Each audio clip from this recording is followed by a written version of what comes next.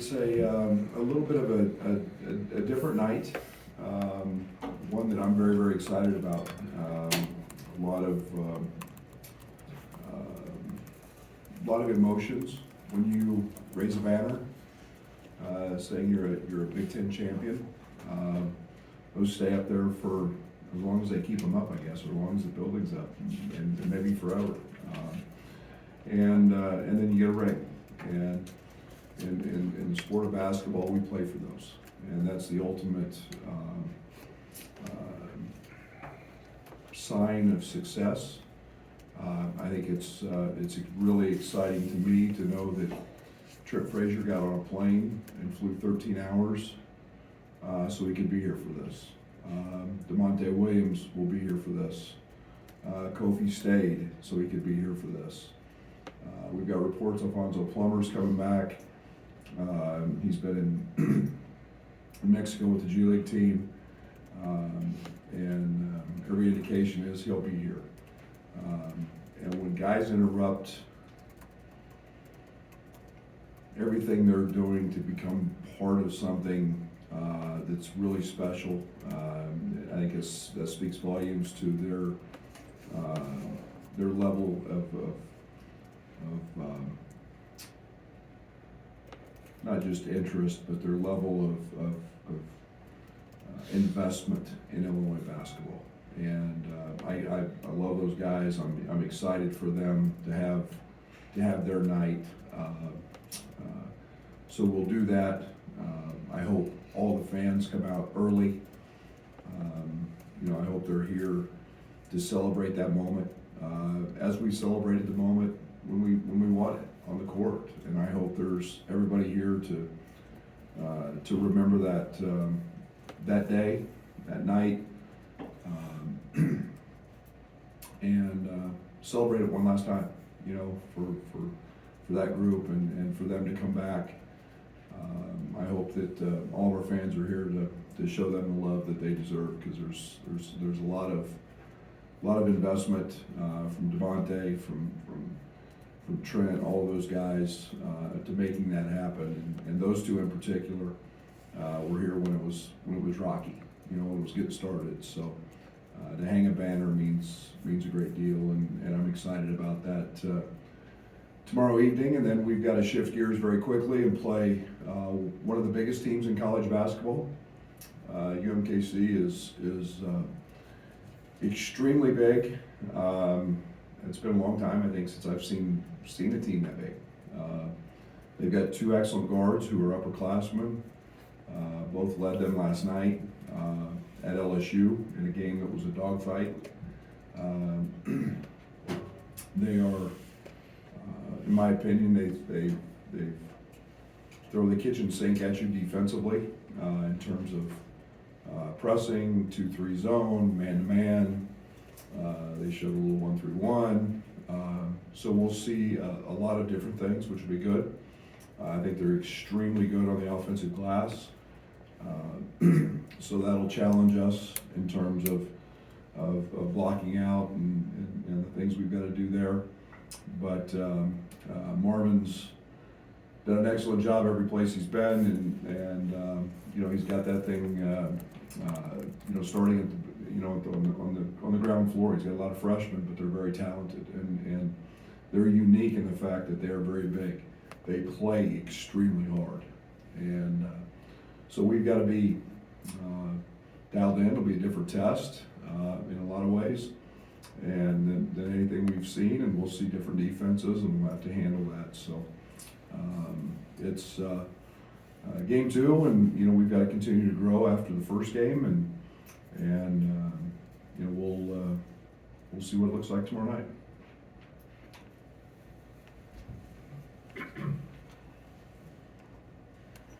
Out of curiosity, have you seen the rings, the players sing them, and did you have any input on what they would look like? Yeah, had input. Haven't seen them on purpose. I think that's part of the. It's kind of like walking in an oven. Before it's done, you don't want to do that. I just want to see the final product. But we had some say on some key things that we wanted on there.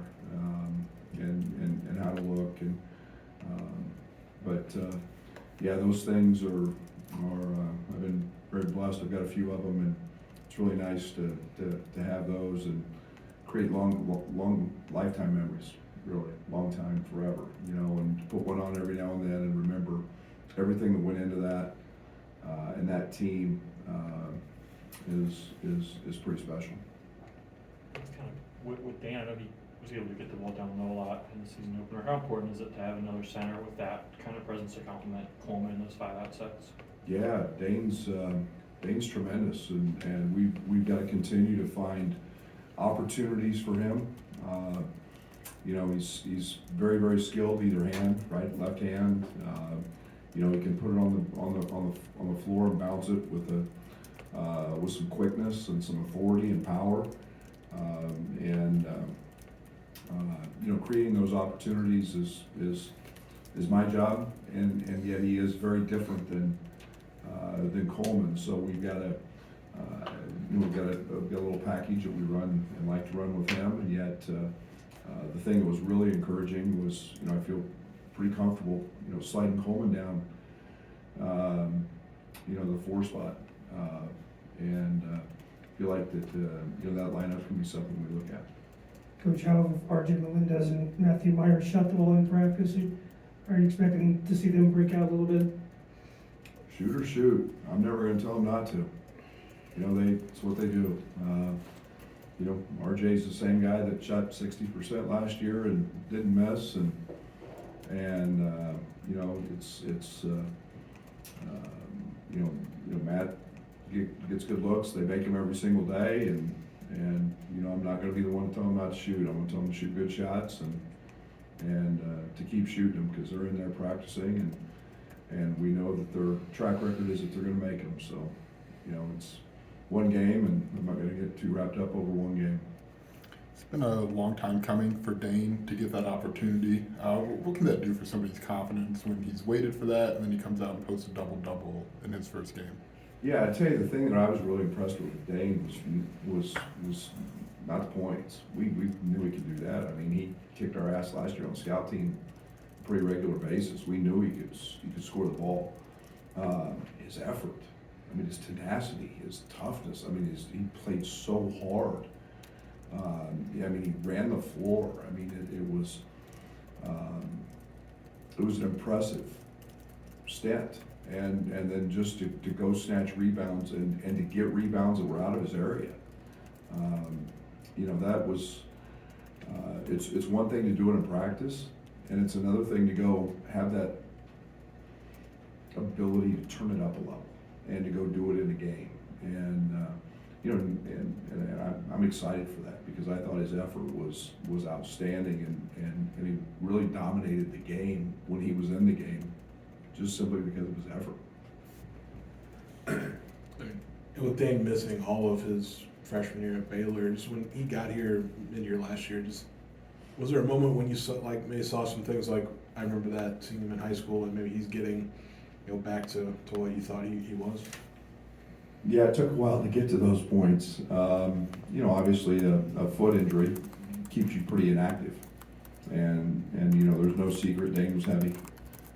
He gained a lot of weight, and you know, really, truly, before we could expect to see a lot, we had to get him in shape, and you know, that's a tribute to him, because every day it was the Fletch meat grinder. I mean, it was putting him through it, and you know, getting him off, you know, onto a strict diet, getting him, you know, working out multiple times a day. And then doing it at a pace that he didn't get injured. You know, it's not easy to lose weight when you're, and you just can't keep going all the time. Sometimes you got to slow down, your body breaks down. And Dane stayed strong, he stayed committed, he stayed dedicated. And you know, by postseason time, you know, he was a handful in practice. And you know, he did a great job on the scout squad and gave us great looks, and it was enough to keep us very, very excited as a coaching staff. Coach, you mentioned a number of times this fall the goal of getting Matt into great shape. Where do you think he's at in that process, and how have you seen the build up in trying to reach that? He's getting there. You know, it's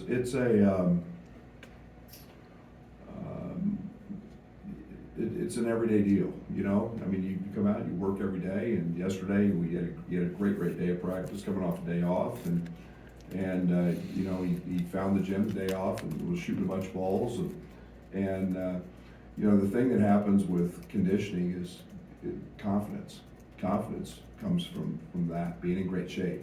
When you know that you can go longer and you can do things. It's still, you know, my definition of great shape isn't how long you play. It's how quickly can you recover. And you know, I think he's gaining on it, and I think he's getting himself into pretty good shape, and not peak shape yet, but he's getting there. You mentioned handling their size as a key. What are some other keys for you guys tomorrow night? Yeah, I mean, keeping them off the glass is one of the big keys. This is a big physical team. I mean, when you look at their bodies, I mean, you're gonna see a very, very mature, physically strong basketball team. And you know, you've got to hit them. You've got to keep them off the glass. They've got length, and then you know, they've got two guards that are really electric in transition. I think they drew 15 or 16 fouls last night against LSU. So they live in the paint, and you know, they haven't. They I think made 2 or 3 threes last night, but they are a downhill driving it team, and we've got to be very, very solid and not put them on the line. LSU put them on the line a good deal, and that's what kept the game close.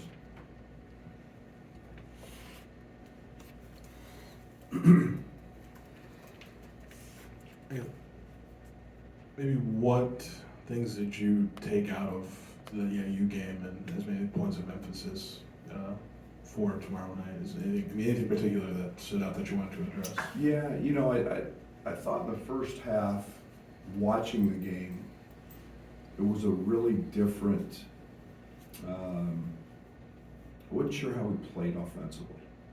And when I got home and I watched it, I really liked a lot of the things that we did. Our movement, we caused a lot of confusion on the defensive side, I thought, with you know, with some of our blurs and our what we call a throw and go, and got Coleman looks, we got Coleman shots in the right places. We missed some layups, you know, and then I thought, you know, Sky was tremendous in terms of his defensive rebounding, his pitch aheads, got us a bunch of baskets. I saw one of the best plays I've seen in probably a long time by Terrence. You know, on an effort play that we turned the ball over on the baseline out, and he sprinted from the deep corner and blocked it, fell down after he blocked it, got up, sprinted to the other end of the court, and kept an offensive rebound alive on a missed shot. And that effort was just, I mean, it's a championship effort. And we showed our guys that a lot because it was a special play. And but I think there were some good things. There were some things that we learned defensively that they did that caused us some problems. And we spent yesterday. We'll spend a little bit today trying to clean those things up. But yeah, it's early, and we're going to make some mistakes, and that's the great thing about film is we can go clean them up.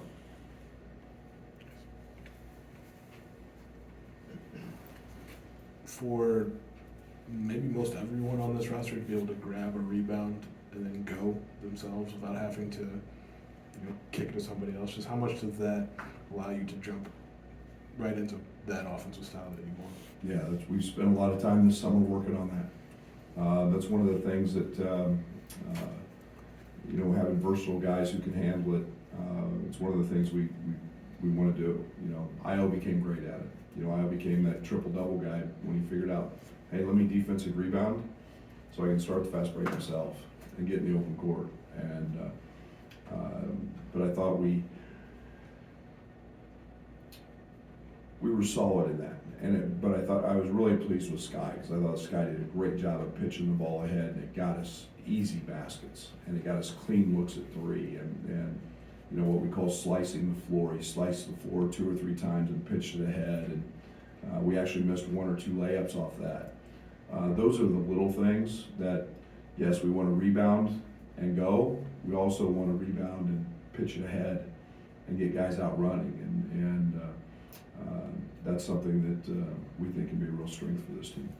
I know it's just one game, but is what you got from the bench, is that making you feel a little bit better about replacing Luke until he gets back? Do you have a little bit more depth than maybe you thought you had? Yeah, I mean, I felt good about that game.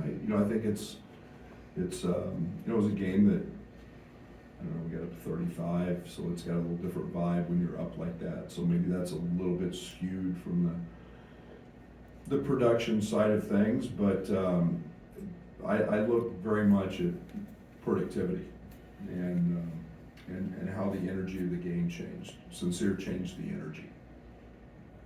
He changed the vibe. He's done that in all 3 of our contests to this point. You know, I think you know, Jaden brings some positive. Obviously, Dane impacted the game at a very, very high level. You know, and then, you know, Ty just stuffs a stat sheet. So I like that, but it's you know, we need to see a little more, you know, see a few more games and how that continues to play out and how we like that. I think after the game, you said something along the lines of Jaden passing up some shots that you'd like to see him put up. I mean, is that just a freshman in his first college game? Did you have any discussions with him in the last few days about just letting it go? Yeah, shoot the ball when you're open. He's an elite scorer. Well, you guys saw him on the circuit. I mean, it's what he does. And I think the one thing that he's trying so hard to do the right things, and sometimes you just have to go. You just got to play. You got to be you. And you know, if you bring 2 to you in a ball screen, then pass it. And I don't want him to lose, or Sky. I don't want him to lose their initiative, their assertiveness, their aggressiveness. I want them to be under control, and yet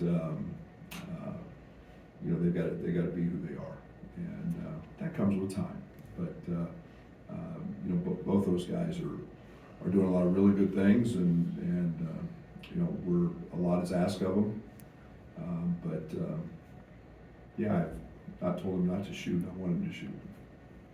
You said your guys might be tired of hearing about Trent, but to have him come back with DeMonte, Kobe being here, to see the banner go up, what value can that be to your team, particularly the new guys that see what they accomplished and see what's possible? That's why I hope the building's filled when we do this. I hope it's a little different than last year. Last year we kind of, the building went real full, and we hope it's full.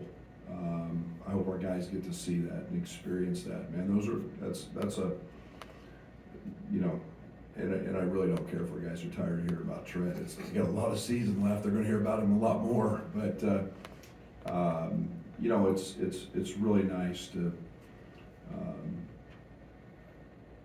Means so much to me to have those guys want to come back for this and be a part of that. And I mean, that's really a cool deal. And I think it shows their love for this place and their program, and it means so much. And I mean, who gets on a 13-hour flight? You know, I mean, you better love something a lot.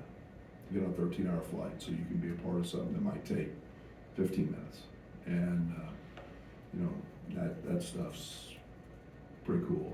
And so they can get tired of me talking about Trent, but you know, I know where his heart is, and all those guys. I mean, I know how hard they worked, and all that went into winning a title here. Thank you.